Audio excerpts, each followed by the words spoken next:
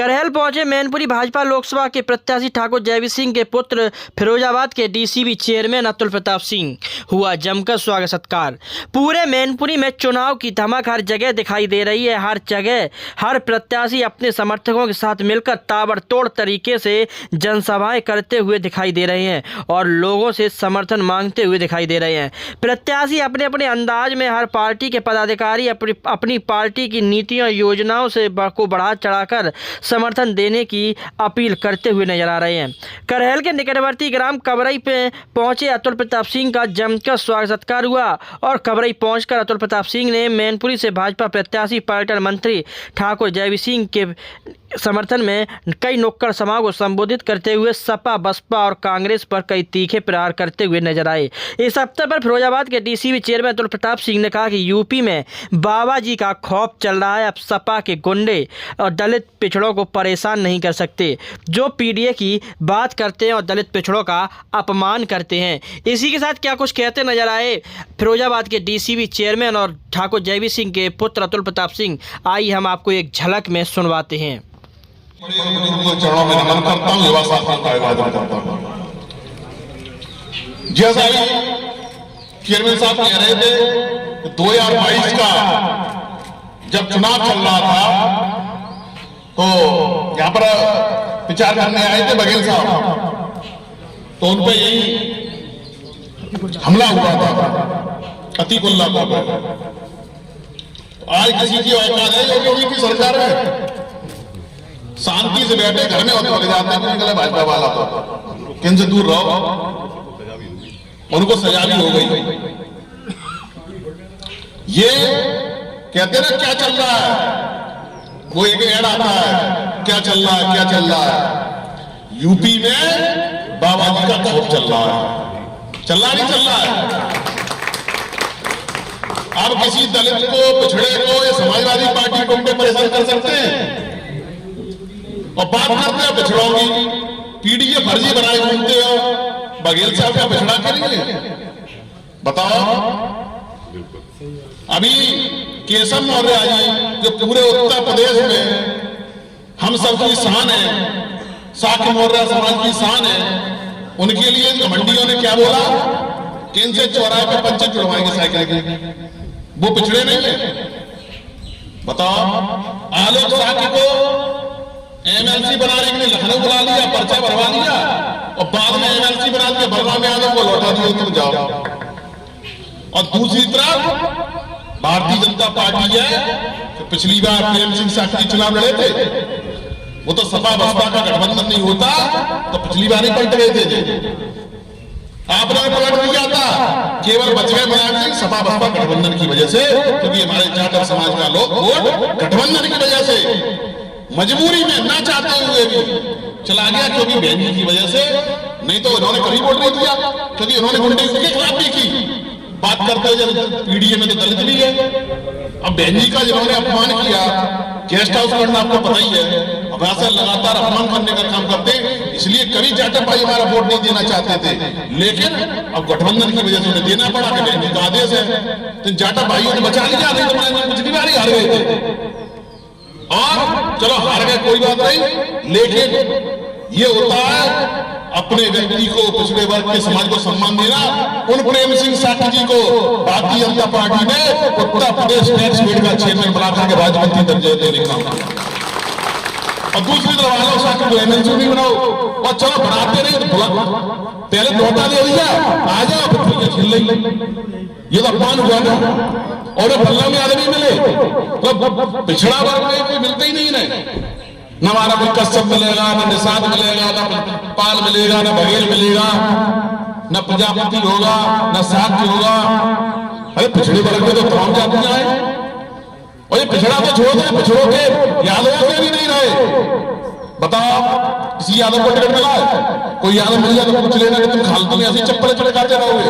पूरे उत्तर प्रदेश में एक ही घर में सब यादव है, 5 टिकटें मिली है, 5 टिकटें मिली है यादवों को सपा की ओर से, और 5 कौन है? एक ही घर के, 5 के अलावा छठी टिकट नहीं है। कहीं मिली हो तो बताओ। बदायूं से आदित्य यादव, फिरोजाबाद से अच्छे यादव, मैनपुरी से डिम्पल यादव, कन्नौज से अखिलेश यादव, और आजमगढ़ से धर्मेंद्र यादव। छठवां तो नहीं है कोई। पहले होता था कि घोसी कमरिया, घोसियों की नहीं सुनते, कमरियों की सुनते, अब तो कमरियों के लगे। तो हमारे नहीं देखे केवल घर परिवार और फर्जी पीडीए लाई भरते, पीडीए असली चला रही भाजपा। क्यों? प्रधानमंत्री कौन है? मोदी जी हैं, पिछड़े हैं। राष्ट्रपति कौन है? दलित है। तो असली पीडीए जी है। और अब बात करते हैं अल्पसंख्यक की, तो बना किसी को लड़ा अल्पसंख्यक को मेरे चुनाव। जब अटल जी की सरकार थी, राष्ट्रपति किसे बनाया था? एपीजे अब्दुल कलाम को। अल्पसंख्यक थे ना, इन्हें कुछ नहीं दिखता, केवल घर के परिवार के अलावा, गुंडई करने के अलावा, गुंडों को बढ़ावा देने के अलावा कुछ नहीं दिखता।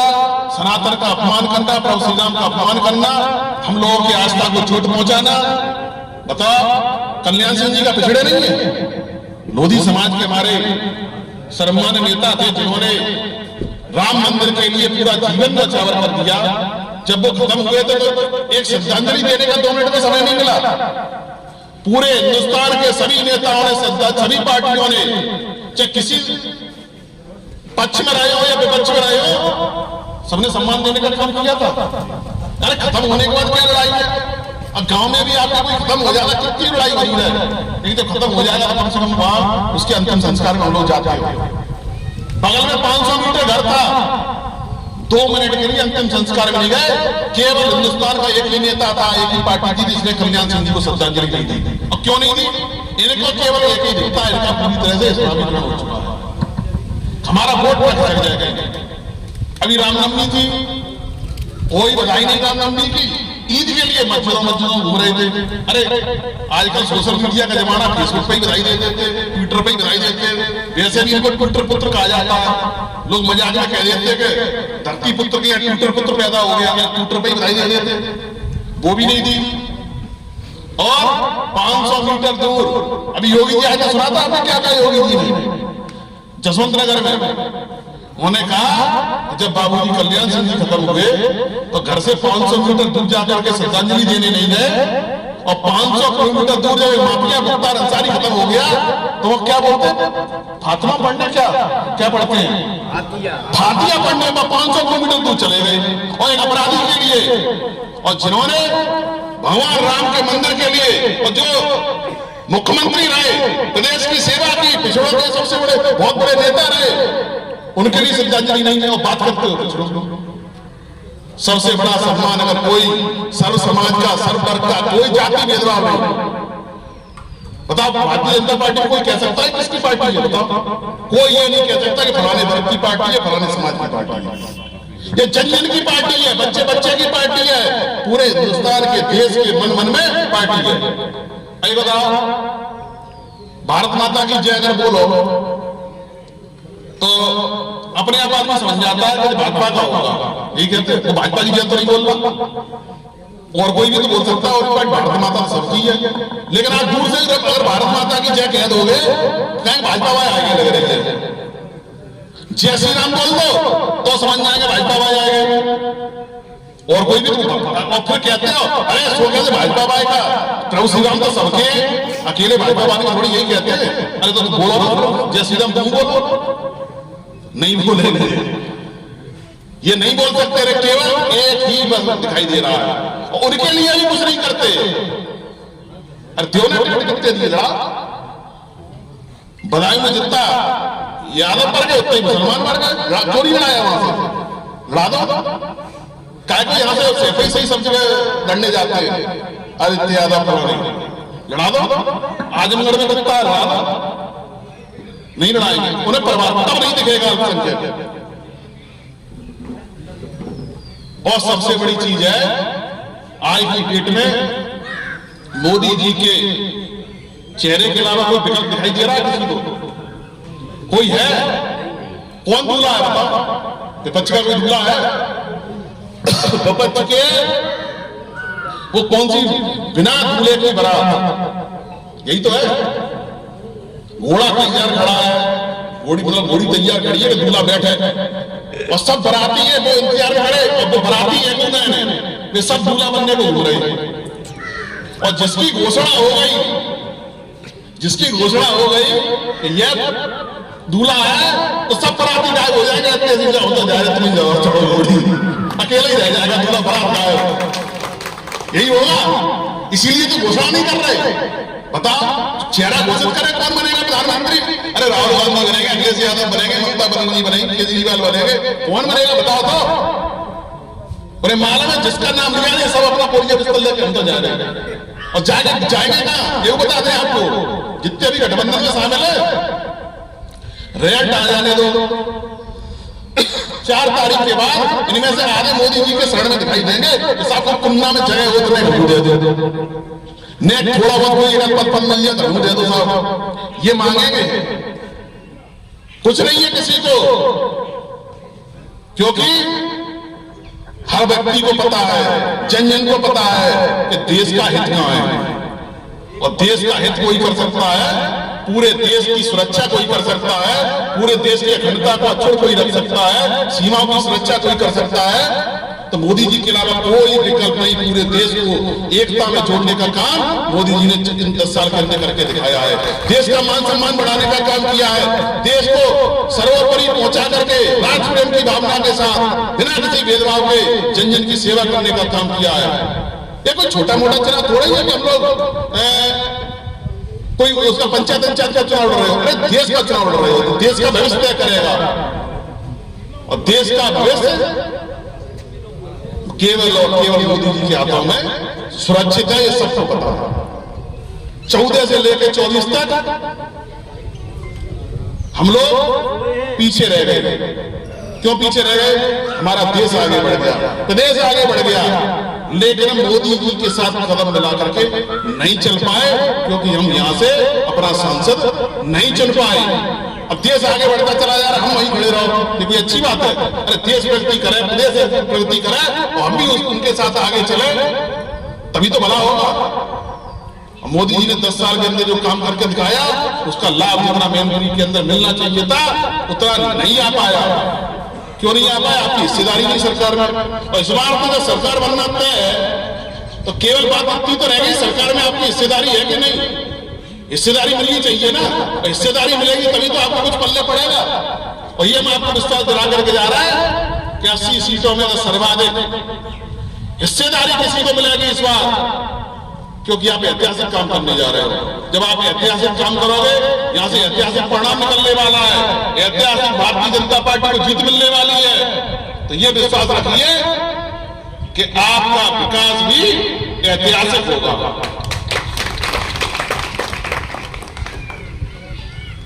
और मोदी जी एक चीज और कह रहे हैं कि हमारा 10 साल का कार्यकाल तो ट्रेलर था, अभी भी मुझे संतोष नहीं है, मुझे बहुत कुछ करना है और मैंने बहुत कुछ सोच के रखा हुआ है। और 4 तारीख को परिणाम आने के बाद अगले दिन से पिक्चर लगने वाली है विकास की असली। तो हम मैनपुरी के लोगों ने ट्रेलर नहीं देख पाया, 10 साल तक मोदी जी का ट्रेलर नहीं देख पाया, तो कम से कम जो अगर पिक्चर लगने वाली है वो तो देख लो। बता देखोगे पिक्चर? तो इस बार पिक्चर देखने के लिए कमल का फूल का बटन दबाना है। जो जिस तरीके से राम राज्य चल रहा है, गुंडों का खात्मा हुआ है, सुख शांति है, अमन चैन है, गुंडे लफंगे दिखाई नहीं दे रहे, बहन बेटियों की इज्जत सुरक्षित है, इसको लगातार काम रखना है। हमें अपने मोदी जी को, योगी जी को मजबूत काम करना है। और आप वैसे भी आप जान ही रहे, अगर इस बार आपने चुन दिया तो मंत्री जी क्या कर सकते हैं आपके लिए? आपने पर्यटन विभाग से देख लिया। कोई जानता था पर्यटन विभाग को? बता दो कोई। अशोक यादव भी रहे, सुखोवा विधायक थे, यहां से लोकसभा चुनाव भी लड़े थे। एक ईंट पर्यटन विभाग की, चलो अशोक यादव तो केवल पर्यटन मंत्री रहे, यहां से तो मुख्यमंत्री रहे कहीं। एक ईंट पर्यटन विभाग की कभी लगी है मैनपुरी जिले में? 170 करोड़ रुपए के काम अकेले मैनपुरी विधानसभा में चल रहा है पर्यटन विभाग से 2 साल के अंदर। ज्यादा समय नहीं, इनको तो 25-30 साल हो गए, 2 साल के अंदर।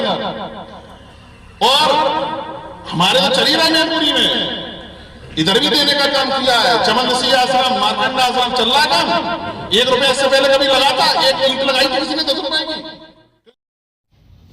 सुना आपने क्या कुछ कहते नजर आए फिरोजाबाद के डीसीबी चेयरमैन अतुल प्रताप सिंह और मैनपुरी लोकसभा के प्रत्याशी ठाकुर जयवीर सिंह के पुत्र अतुल प्रताप सिंह।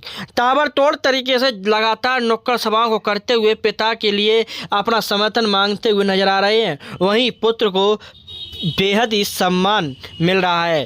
करहल की में पहुंचकर कई नुक्कड़ सभाओं को संबोधित करते हुए अपनी बात कहते हुए नजर आए और संबोधित करते हुए नजर आए।